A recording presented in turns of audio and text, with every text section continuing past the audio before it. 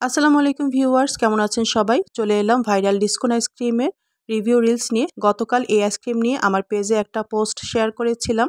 সেই সঙ্গে বলেছিলাম যে এই আইসক্রিমের রিভিউ রিলসও আপনাদের সঙ্গে শেয়ার করব। তো গতকালকে আর ভিডিওতে ভয়েস ওভার দিতে পারিনি, তাই রিলসও শেয়ার করতে পারিনি। আজকে ভাবলাম যেভাবেই হোক রিলসটাতে ভয়েস ওভার দিয়ে এই রিভিউ ভিডিওটা আপনাদের সঙ্গে শেয়ার করি।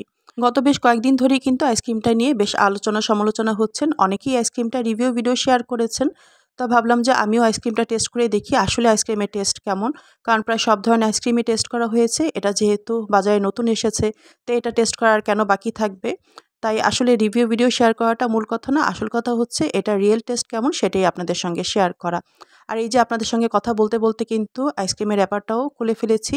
তো উপরের র্যাপারটা খোলার পরেই দেখলাম আইসক্রিমের উপরে বেশ মোটা করে একটা চকলেটের লেয়ার দেওয়া আছে।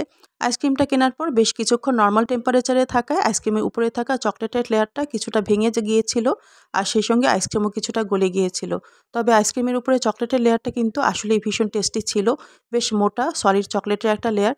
তবে বিরক্তিকর ছিল চকলেট লেয়ারের মাঝখানে থাকা চিনির ক্যারামেলটা, সেটা মুখে পড়তেই কসকস করে একটা শব্দ হচ্ছিল, আর বেশ বিরক্তিকর একটা অতি মিষ্টি স্বাদ পাচ্ছিলাম। তো আইসক্রিমটা অবশ্য আমি একা খাইনি, আমার পাশেই আমার ছোট মেয়ে মানহা ছিল। তো ওকেও আমি চকলেটের লেয়ারটা ভেঙে, ভেঙে দিচ্ছিলাম। ও বলল চকলেটের লেয়ারটা বেশ মজার। তবে মাঝখানে থাকা চিনির ক্যারামেলটা আমার মেয়েও পছন্দ করেনি। আর ভেতরে যে আইসক্রিমটা ছিল এটা পুরোটার মধ্যেই ছিল কফি ফ্লেভার। কফি ফ্লেভার যেহেতু আমার ভীষণই পছন্দ, তাই ভেতরে আইসক্রিমের টেস্টটাও কিন্তু আমার কাছে বেশ ভালো লেগেছে। আর এই যে আইসক্রিমের কোনটা, এটার মধ্যেও কিন্তু চকলেট ব্যবহার করা হয়েছে। তো ওভারঅল সম্পূর্ণ আইসক্রিমটার মধ্যেই কিন্তু চকলেট আর কফি ফ্লেভারটাই বেশি পাওয়া যাচ্ছিল, যে দুটোই আমার এবং আমার মেয়ের দুজনেরই খুব পছন্দ হয়েছে। তো সেই দিক থেকে হিসাব করলে আইসক্রিমের টেস্টটা কিন্তু আমার কাছে বেশ ভালোই লেগেছে। তবে টেস্ট বাডের কথা বলতে গেলে একেকজনের টেস্ট বাডটা একেক রকম হয়। কেউ বেশি মিষ্টি খেতে পছন্দ করেন, আবার কেউ কম মিষ্টি খেতে পছন্দ করেন। আমি অবশ্য খুব বেশি মিষ্টিও খাই না, আবার খুব কম মিষ্টিও খাই না। সেই হিসেবে আইসক্রিমটা আমার কাছে খুব বেশি মিষ্টি লাগেনি, একমাত্র চিনির ক্যারামেলের লেয়ারটা ছাড়া। তো এই তো আমি আইসক্রিমটাও কিছুটা খেয়ে টেস্ট করেছি।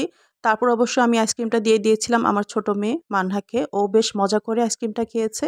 আর আমার ছোট মেয়েও কিন্তু কফি ফ্লেভারটা খুবই পছন্দ করে। ওর কাছেও আইসক্রিমের টেস্টটা অনেক ভালো লেগেছে।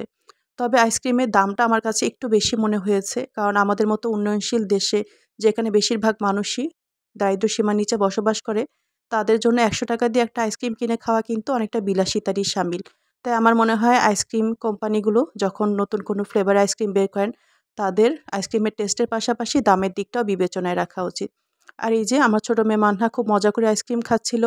আর ও যখন আইসক্রিম খাচ্ছিল তখন চকলেট ওর মুখের চারপাশে লেগে বেশ ফানি দেখাচ্ছিল। তা আমি ওকে না জানিয়েই ভিডিও করছিলাম। ও যখন বুঝতে পারল যে আমি ওর ভিডিও করছি তখন ও খুবই বিরক্ত। তো ডিসকোন আইসক্রিম আমার কাছে তো বেশ ভালো লেগেছে। আপনাদের কাছে কেমন লেগেছে তা অবশ্যই কমেন্টস করে জানাবেন। আর ভিডিওটা ভালো লেগে থাকলে লাইক, শেয়ার, কমেন্ট করে আমার পাশেই থাকবেন।